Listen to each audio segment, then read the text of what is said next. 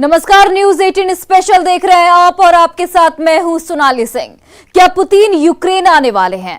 क्या मारियुपोल में परेड कर सकता है रूस? क्या पुतिन के हथियारों पर बड़ा संकट है?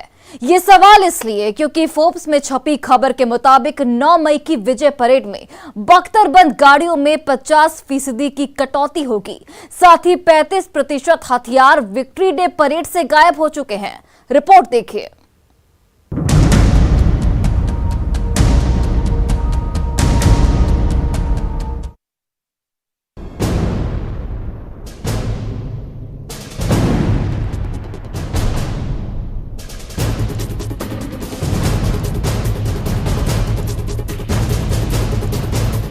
यूक्रेन में लगातार जीत का दावा करने वाली पुतिन की फौज के सामने बड़ा संकट नजर आने लगा है। ये भारी भरकम वेपन सिस्टम यूक्रेन को मसल देने वाले इन हथियारों पर ऐसी रिपोर्ट है कि मॉस्को में बैठी पुतिन सरकार गहरी चिंता में डूब चुकी है। 9 मई को विक्ट्री डे परेड से पहले रूस का हौसला पस्त करने वाली बड़ी रिपोर्ट देखिए। फोर्ब्स में छपी ये खबर मॉस्को के युद्ध वाले अभियान पर सवाल उठा दिए हैं इसने। 35% हथियार इस बार मॉस्को में होने वाली विक्ट्री डे परेड से गायब हो चुके हैं। यानी यूक्रेन की जंग का बहुत बड़ा असर आखिरकार मॉस्को के विक्ट्री डे परेड पर भी पड़ चुका है। सबसे चौंकाने वाली खबर मारियुपोल को लेकर है। खबर यह है कि 9 मई को रूस मारियुपोल के अंदर अपनी विजयी परेड निकालने वाला है। यानी यूक्रेन का एक शहर जीतने के बाद पुतिन अपना दमखम दुश्मन देश की जमीन पर दिखाना चाहते हैं। इस खबर से यूक्रेन बेचैन है। ज़ेलेंस्की के खुफिया विभाग ने भी इस बात की पुष्टि कर दी है। हालांकि सबसे बड़ी और भव्य परेड मॉस्को में ही होने वाली है। रूस की जिस परेड की बहुत सी बातें हो रही थी, जिस परेड को लेकर पूछा जा रहा था कि इस बार पुतिन क्या दिखाने जा रहे हैं, जिस परेड को लेकर ये भी सवाल हो रहे थे कि यूक्रेन युद्ध के बीच मॉस्को की सड़कों पर पुतिन दुनिया से क्या छुपाने जा रहे हैं, क्योंकि विक्ट्री डे परेड का जलवा ऐसा रहा है कि ये पुतिन का सबसे पावरफुल शो कहा जाता है। और जब रूस की फौज इस तरह मॉस्को की सड़कों पर परेड करती है तो दुनिया देखती रह जाती है। लेकिन परेड में कटौती वाली खबर के बड़े मायने हैं। रूस की सेना के सुपर शो और पावरफुल मिलिट्री प्रेजेंटेशन को किसकी नजर लगी? जिस वीडियो को दिखा दिखाकर पुतिन ने पिछले कुछ सालों में रूस को फिर से सुपर पावर बनाने की कोशिश की है, आखिर उस कोशिश पर किसका बुरा साया छा गया है? रूस की मशहूर विक्ट्री डे परेड में 35% कटौती का क्या मतलब है? क्या पुतिन के पास हथियारों की कमी हो गई है? क्या विक्ट्री डे की 77वीं वर्षगांठ रूस के लिए बहुत फीकी रहने वाली है? अगर हाँ, तो ऐसी नौबत आखिर क्यों आई? क्योंकि ये चाहे रूस की फौज के लिए नहीं, लेकिन पुतिन के अपनी इमेज के लिए बहुत बड़ा झटका माना जाएगा। क्योंकि पुतिन कभी नहीं चाहेंगे कि दुनिया की नजर में रूस की ताकत को कोई कम आंकने की कोशिश करे, खासकर तब जब यूक्रेन में उनकी फौज ने पूरी ताकत झोंक रखी है। और इसका एक छोटा सा ट्रेलर पुतिन 9 मई को जरूर दिखाना चाहेंगे। पुतिन की मिलिट्री पावर ही उनकी असली ताकत है, क्योंकि इसी ताकत से डरकर नेटो और अमेरिका चाहकर भी यूक्रेन को बचाने के लिए सीधे तौर पर आने से घबरा रहे हैं। इसलिए सवाल है कि परेड में 35% हथियार कम उतारना क्या मैसेज देता है? 2021 में विक्ट्री डे परेड में रूस की आर्मी ने 35 तरह के 158 मिलिट्री व्हीकल्स दिखाए थे। ये अपने आप में एक बड़ा रिकॉर्ड था। रूस की इस सालाना परेड में टैंक भी थे, बख्तरबंद गाड़ियां भी थीं और मिसाइल सिस्टम समेत तोप वाले सिस्टम और मल्टी रॉकेट लॉन्चर भी थे। लेकिन 2022 में तस्वीर कुछ और होने वाली है, क्योंकि पुतिन ने फैसला लिया है कि 2022 में सिर्फ 25 तरह के 131 ग्राउंड व्हीकल दिखाए जाएंगे। ये तादाद हैरान करने वाली है। पुतिन के लिहाज से कहें या फिर रशियन फौज के स्टैंडर्ड को देखते हुए ये बहुत बड़ी कटौती है और इस पर पूरी दुनिया की नजर रहेगी। रूस भी पुतिन से सवाल पूछेगा कि आखिर क्या हुआ है कि उनके सबसे बड़े पावर शो में अब जान कम रह गई है। 2015 में जब रूस की ये परेड निकाली गई थी, तब रूस और पुतिन दोनों में बहुत ज्यादा जोश देखा गया था। तब क्राइमिया पर कब्जे के बाद वो रूस की पहली विक्ट्री डे परेड थी और रूस ने इसमें कई नए वेपन सिस्टम उतारे थे। लेकिन आज रूस के हालात अलग हैं। रूस और यूक्रेन के बीच भयंकर युद्ध चल रहा है और रूस की फौज की बड़ी तादाद इस वक्त यूक्रेन में मौजूद है। अगर विक्ट्री डे परेड में 35% की कटौती की जा रही है, तो क्या इसका मतलब ये है कि पुतिन की फौज के पास अब हथियार कम पड़ गए हैं? अब तक अलग अलग स्रोत से जो जानकारी मिली है और यूक्रेन की फौज जो दावा कर रही है, उसके मुताबिक रूस के करीब 600 टैंक और बख्तरबंद गाड़ियां इस युद्ध में तबाह हो चुकी हैं। इनमें 114 तो सिर्फ T-80 टैंक बताए जा रहे हैं। ये एक बड़ी वजह है कि रूस इस बार विक्ट्री डे परेड में 10 T-80 कम उतार रहा है। इसके अलावा परेड में रूस की बख्तरबंद गाड़ियों की भारी कमी कर दी गई है। जो बख्तरबंद गाड़ियां फौज को फ्रंट तक ले जाती हैं, परेड में ऐसी बख्तरबंद गाड़ियों की तादाद 50% तक कम कर दी गई है। 50% के मायने बहुत ज्यादा होते हैं। इस साल सिर्फ 3 BMP-3 इन्फेंट्री फाइटिंग व्हीकल ही परेड में शामिल किए जाएंगे, जबकि पिछली बार रूस ने अर्माटा सिस्टम के तहत आने वाली अपनी कई तरह की बख्तरबंद गाड़ियां उतारी थीं। ये वो व्हीकल हैं जिसमें सवार फौजी दुश्मन की गोलीबारी से बचते हुए दुश्मन के करीब तक पहुंचते हैं और फिर वहां मोर्चा संभालते हैं। इससे अंदाजा लगाया जा सकता है कि यूक्रेन युद्ध को लेकर पुतिन की फौज पर कितना ज्यादा प्रेशर है। वहीं तोपखाने को लेकर पुतिन को जो रिपोर्ट मिल रही है, वो भी रूस के लिए अच्छी नहीं है, क्योंकि परेड में रूस की बड़ी बड़ी हॉवित्जर तोप भी शामिल नहीं हो रही। न ही 122 मिलीमीटर के रॉकेट दागने वाला मल्टी लॉन्च सिस्टम ग्रेड भी इस बार परेड में शामिल नहीं होगा। रूस की आर्टिलरी सिस्टम इस वक्त यूक्रेन युद्ध में बहुत ज्यादा बिजी है, चाहे वो टॉस-1 हो या grade multi barrel rocket launcher. Ukraine युद्ध में इन सिस्टम्स का बहुत ज्यादा इस्तेमाल किया जा रहा है। इसलिए देखा जाए तो विक्ट्री डे में इनका न होना रूसी तोपखाने से बहुत मायूस करने वाली खबर है। इससे ये बात साबित होती है कि यूक्रेन में रूस का तोपखाना या तो हद से ज्यादा तैनात किया जा रहा है या फिर उसके पास इतने हथियार नहीं बचे हैं कि उनकी नुमाइश की जाए। यूक्रेन के फ्रंट से आए इस वीडियो को जरा गौर से देखिएगा। आपको रूसी तोपखाने पर दबाव का अंदाजा मिल जाएगा। ये रूस की बहुत ही खतरनाक तोप 2S7 है। 203 मिलीमीटर की ये तोप दुनिया की सबसे बड़ी तोपों में से एक है और इस वक्त ये जो गोले यूक्रेन की फौज पर बरसा रही है, उसका साइज देखकर ही आप इसकी विध्वंसक शक्ति और उससे होने वाली तबाही के बारे में सोच सकते हैं। देखिए इस तोप में कैसे ये बहुत बड़ा गोला लोड किया जा रहा है और फिर फायर किया जाता है। रशियन आर्टिलरी की ये यूनिट इस वक्त डॉनबास और आसपास के इलाकों में ऑपरेट कर रही है और उसने यूक्रेन की फौज के कई बड़े ठिकानों को तबाह करने का दावा किया है।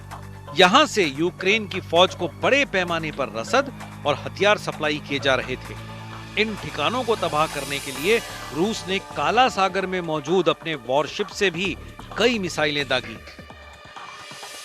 Многоточным оружием большой дальности воздушного и морского базирования уничтожены 6 тяговых электроподстанций в районах железнодорожных станций Подборцы, Львов, Волонец, Тимкова и Пятихатка, через которые украинской группировке войск на Донбассе осуществлялась доставка вооружения и боеприпасов производства США и европейских стран. रूस की बेकरारी और उसके हथियारों के इस्तेमाल को लेकर जो स्ट्रेटजी है, उसे ज़ेलेंस्की की फौज भी समझ रही है। रूस की डिप्लॉयमेंट को नेटो भी देख रहा है। किसी भी फोर्स की मूवमेंट और उसके हथियारों के इस्तेमाल को देखते हुए उनकी ऑपरेशनल टैक्टिक्स को समझा जा सकता है और उसके अगले हमले का भी अंदाजा लगाया जा सकता है।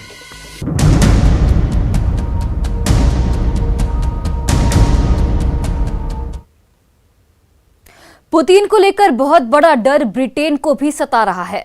ब्रिटेन की मीडिया के मुताबिक पुतिन 9 मई को एक नई युद्ध का ऐलान कर सकते हैं और ये दावा ब्रिटेन के रक्षा मंत्री खुद कर रहे हैं। तो क्या पुतिन 9 मई को विश्व युद्ध का ऐलान करने वाले हैं? रिपोर्ट देखिए। डॉनबास में रूस की हेवी बॉम्बिंग भी यूक्रेन की डिफेंसिव लाइन को ऐसा ही अंदाजा दे रही है और इसकी रिपोर्ट सीधे कीव में मौजूद राष्ट्रपति व्लादिमीर ज़ेलेंस्की तक पहुंचाई जा रही है। Очевидно, російські військові сьогодні вкрай нервово відреагували на наші успіхи. Різні українські міста знову стали мішенями для російських ракет, для російських ударів. Львів, Вінниця, Київська область, Дніпропетровська область, Одеса, Харківщина. Такий масштаб сьогоднішніх обстрілів однозначно свідчить не про те, що в Росії є якась там особлива військова мета.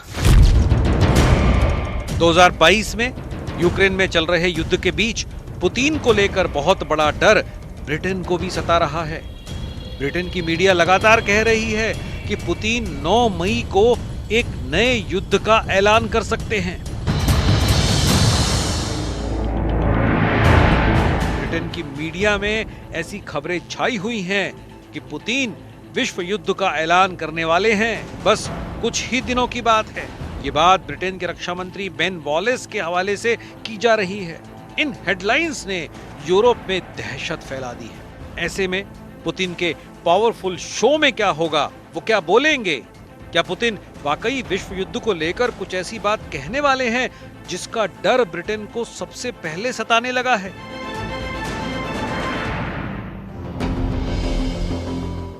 ये बातें तो चलती रहेंगी क्योंकि पूरी दुनिया को डर अब ये सता रहा है कि यूक्रेन का युद्ध 2 महीने से भी ज्यादा खिंचने के बाद अब कई सालों तक जारी रह सकता है।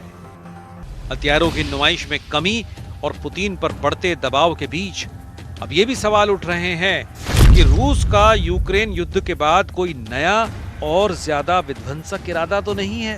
क्या दूसरे विश्व युद्ध का जश्न तीसरे विश्व युद्ध की तैयारी दिखा रहा है?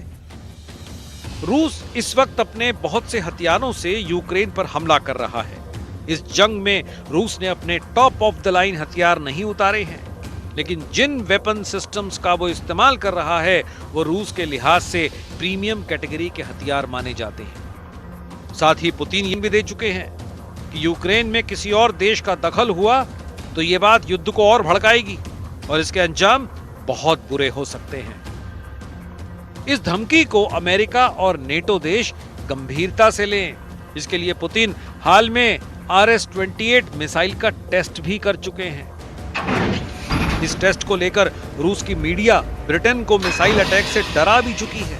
खुद पुतिन कह चुके हैं कि दुनिया में अगर रूस के सामरिक हितों और अड्डों पर नजर गड़ाई तो अंजाम बहुत बुरा होगा।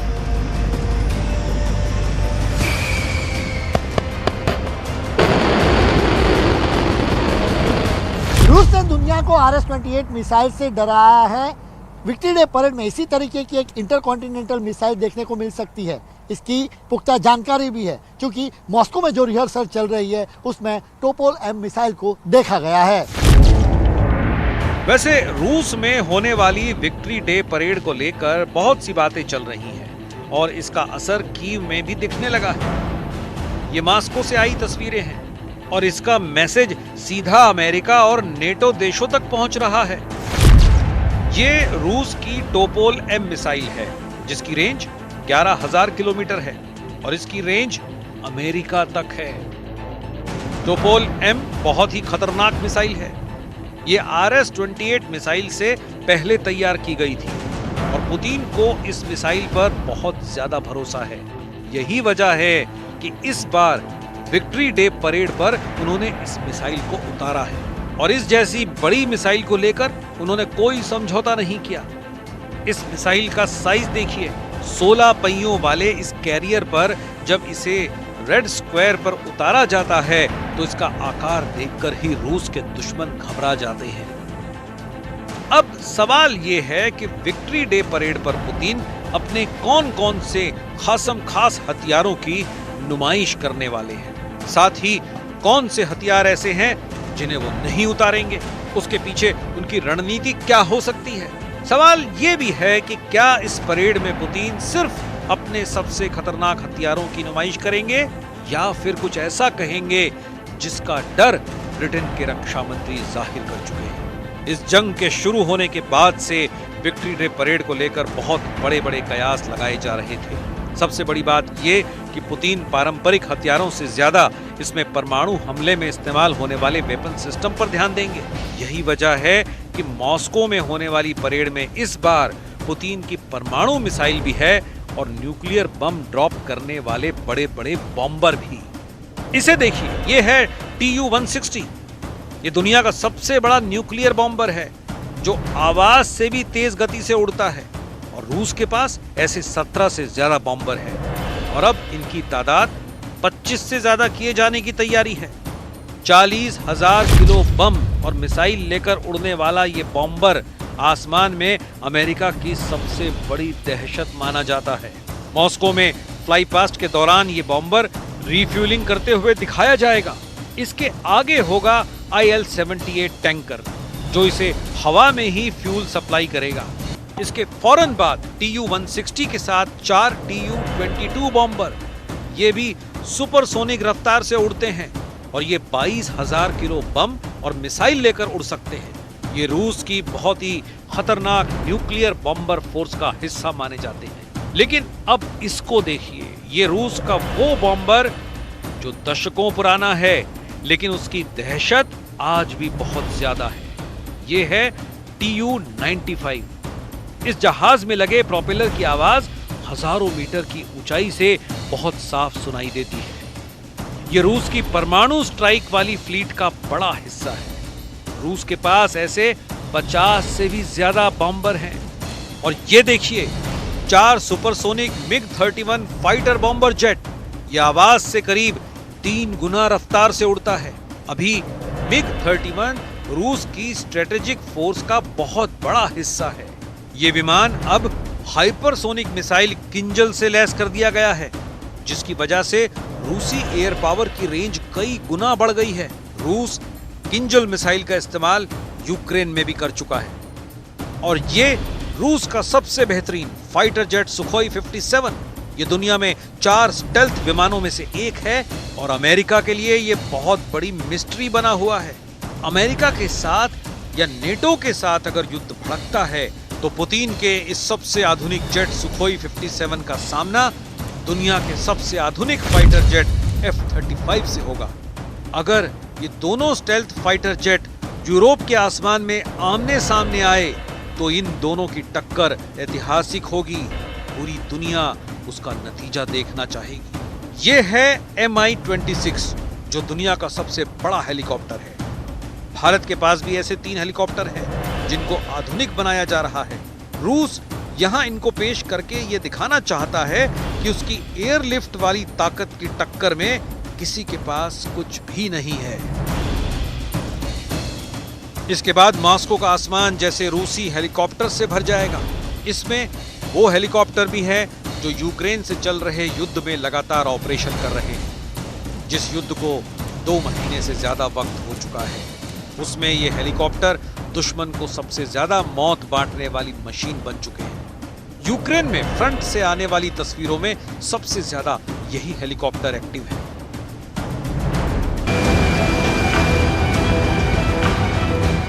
यूक्रेन के आसमान में सबसे ज्यादा इस वक्त यही मशीन गूंज रही है। कीव के बाद लुहांस्क और डोनेस्क रीजन में इनका कहर जारी है।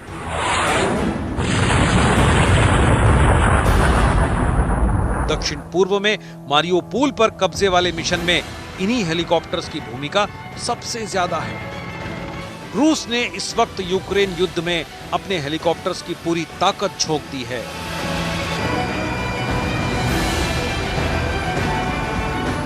इनमें सबसे ज्यादा जिस हेलीकॉप्टर का इस्तेमाल किया गया है वो है कैमोव 52 अटैक हेलीकॉप्टर। रूस के 100 से भी ज्यादा कैमोव 52 हेलीकॉप्टर हैं।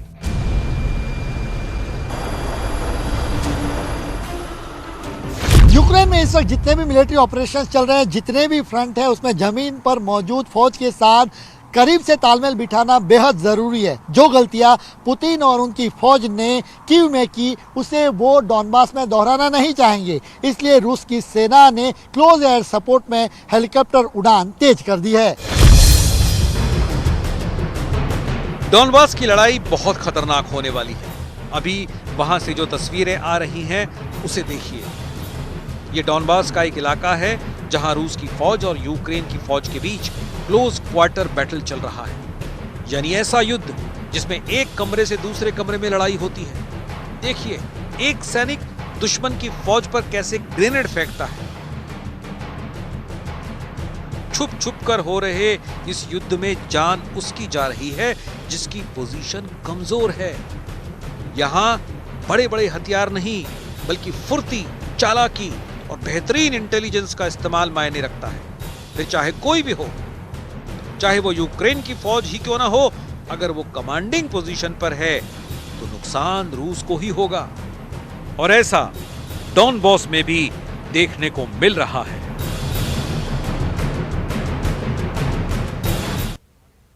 और फिलहाल इस बुलेटिन में बस इतना ही। आप देखते रहिए न्यूज़ 18 बिहार झारखंड।